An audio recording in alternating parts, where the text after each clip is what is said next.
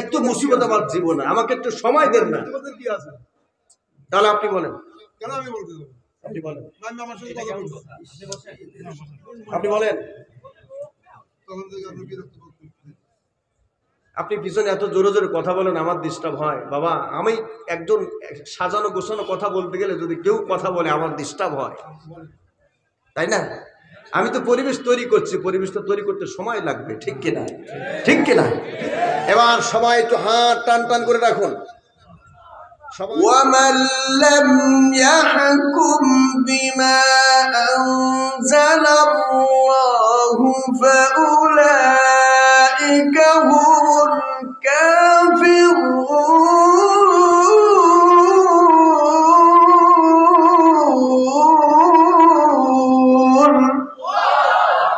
আল্লাহ পাক বলেন, আমার বিধান দিয়ে যারা দুনিয়াতে বিচার কার্য ফয়সালা করে না, ওদের মাথায় টুপি থাকলেও, দাড়ি থাকলেও, জুব্বা থাকলেও, মাদ্রাসা বানালেও, মসজিদ বানালেও, সামনের কাতারে গিয়ে দাঁড়ালেও, আল্লাহ পাক বলেন ওরা হলো সব জাতে কাফের। কার কথা? আস্তে বলেন, কার কথা?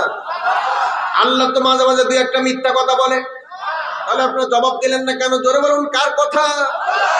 আল্লাহ পাক নিজেই বলছেন, ওয়ামান আসদাকু মিনাল্লাহি কিলা।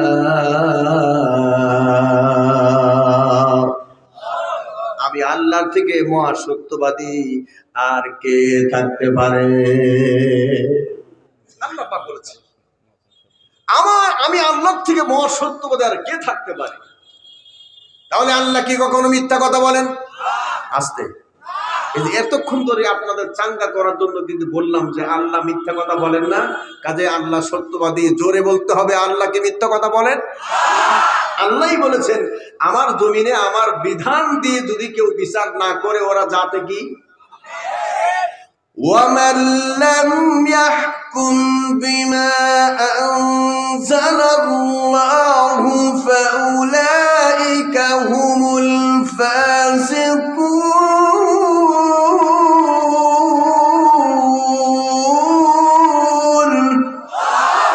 আমার বিধান দিয়ে যারা দুনিয়াতে বিচার কার্য ফয়সালা করে না, আল্লাহ পাক বলেন ওদের মাথায় টুপি থাকলেও, দাড়ি থাকলেও, হজ করলেও, যাকাত দিলেও, কোরআনে কারিম পড়লেও, আল্লাহ পাক বলেন ওরা হলো সব জাতে ফাসিক।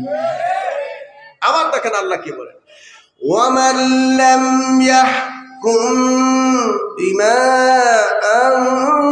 আনজালাল্লাহু ফাউলাইকা হুমুয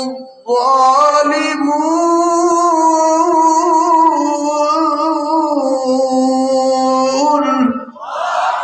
যারা আমার জমিনে আমার এই কিতাব দিয়ে, এই কিতাবের এই যে আইন আমি আল্লাহ পাক বলেছি, কিতাব দিয়ে যারা বিচার কার্য ফয়সালা না করে, আল্লাহ পাক বলেন ওরা হলো সব জাতে জালিম।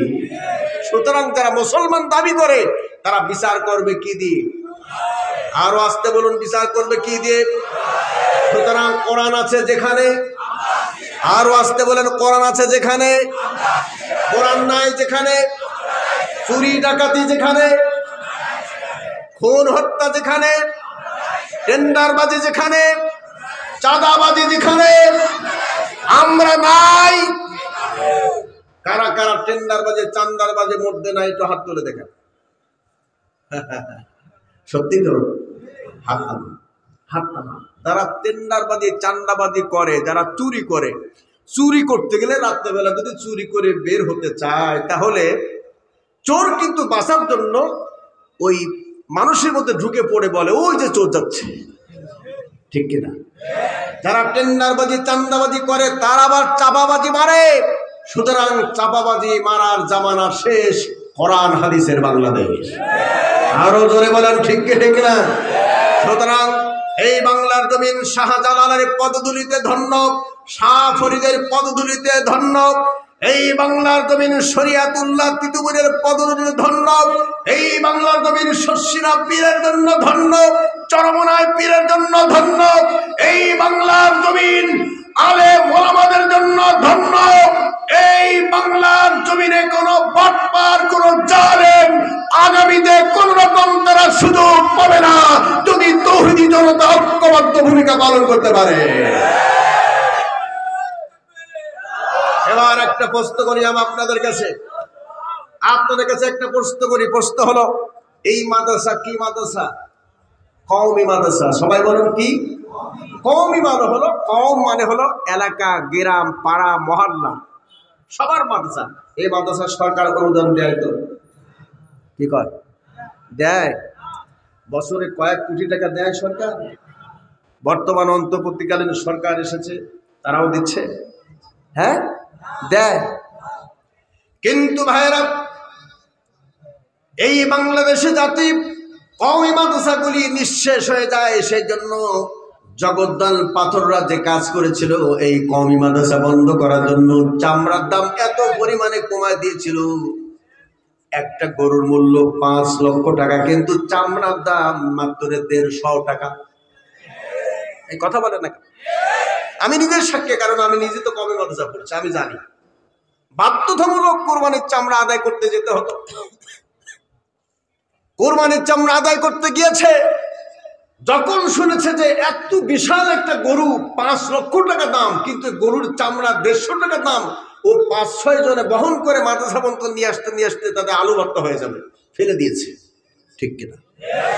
এমন ষড়যন্ত্র করেছে, ষড়যন্ত্র করে বাংলার জমিনে মাদ্রাসাগুলি, বাংলার জমিনে ইসলামের আলো নিভাবার জন্য একের পর এক ওরা ষড়যন্ত্র করেছে।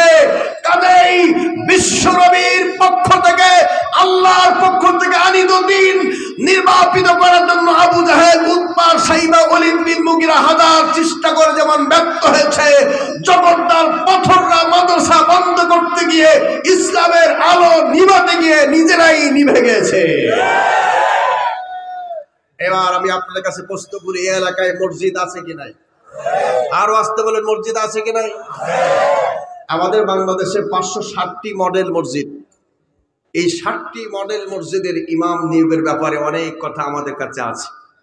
কারণ আমি খুলনা শহরে একটা বড় মসজিদে 22 বছর একটানা আমি খতিবের দায়িত্ব পালন করি।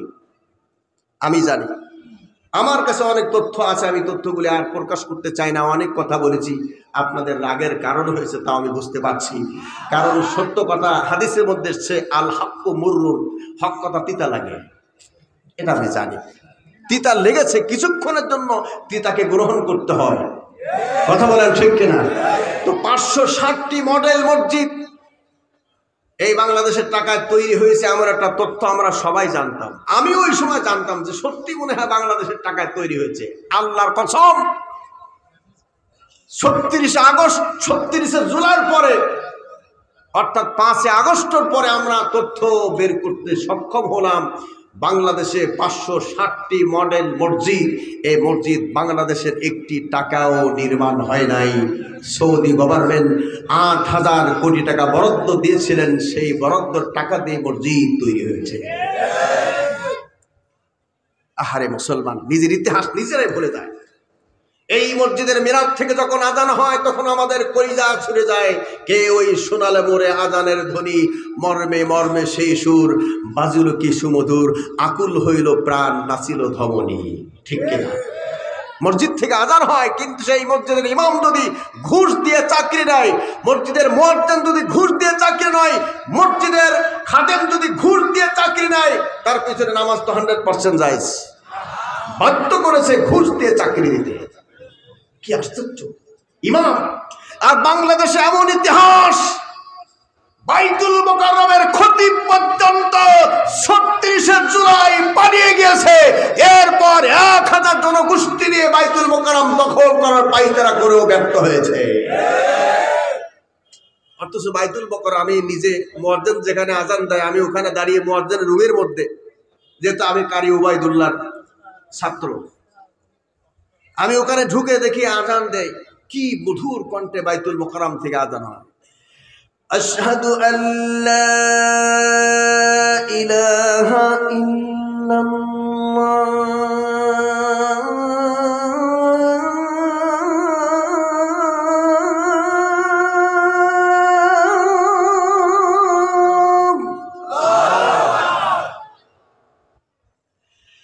আশহাদু আল্লা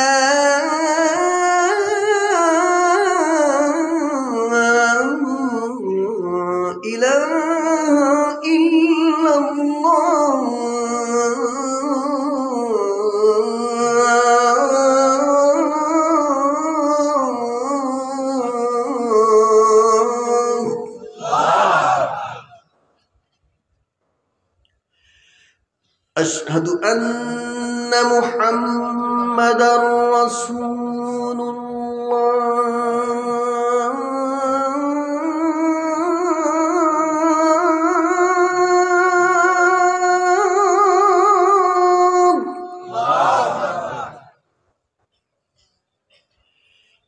আশহাদু আন্না মুহাম্মাদার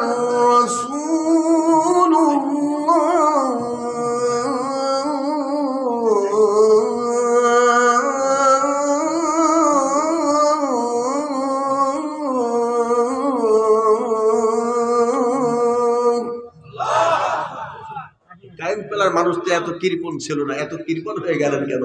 জোরে একটু আল্লাহু আকবার দেওয়া যায় না? এখন তো শেষে আপনার রেলগাড়ির চাকায় পাম দিলেন, বুঝলাম না ব্যাপারটাকে। আচ্ছা, সত্যি কি আপনারা খুশি?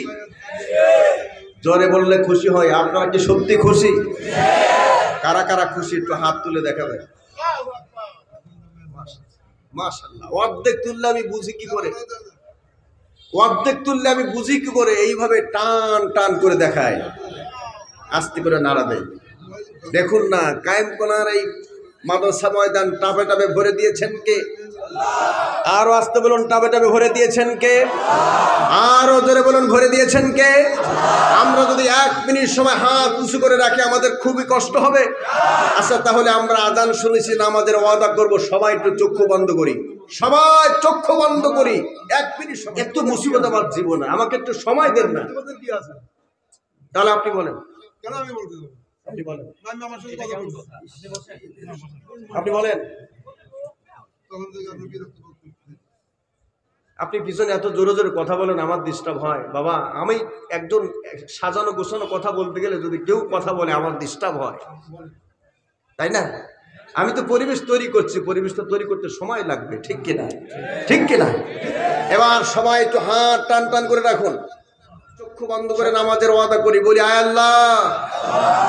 দেখি চক্ষু খোলা আছে কার? দেখি না, কেউ খোলা নাই। সবাই বলি আয় আল্লাহ। আমরা আজান শুনেছি, খুশি হয়েছি, আমাদের সকলকে নামাজি বানিয়ে দাও। বলুন আমিন। হাত নামাবেন না, একটা প্রশ্নের উত্তর নিয়ে হাত নামাতে বলবো। প্রশ্ন হলো, একটু আগে আমরা যে আজানের লব্ধ শুনেছি, এই আজানের একটা লব্ধ যদি 1 পাল্লায় তোলা হয়, আরেক পাল্লা যদি 7 তবক জমিন আসমান তোলা হয়, কোন পাল্লা ভারী হবে? বলো না, আওয়াজটা কোন পাল্লা ভারী হবে? আজানের পাল্লা ভারী হবে। এমনকি 7 তবক জমিন আসমান যদি 10 বার বিক্রয় করা হয়, আজানের একটা লব্ধর মূল্য কি আদায় করা সম্ভব হবে? হবে না। তারপর তো আমাদের মন চায় হযরত বিলাল আজান দিতেন জমিন থেকে, এই জমিনের আজান চলে যেত আল্লাহর আরশে আজিম পর্যন্ত। বিলাল আজ পৃথিবীতে বেঁচে নাই, কিন্তু আজানের রসম এখনো রয়ে গেছে। ও আমার মুসলিম, ও আমার মুসলমান ভাই বন্ধু, আমি আপনাদের সকলের কাছে উদাত্ত আহ্বান রাখি, আজানের মহব্বত কার মনে প্রাণে কত বেশি আছে এটা আমি পরীক্ষা নিব। আমি মুসাফির, ক্লান্ত পরিশ্রান্ত শরীর নিয়ে আপনাদের সোনালী চেহারার দিকে তাকিয়ে আছি।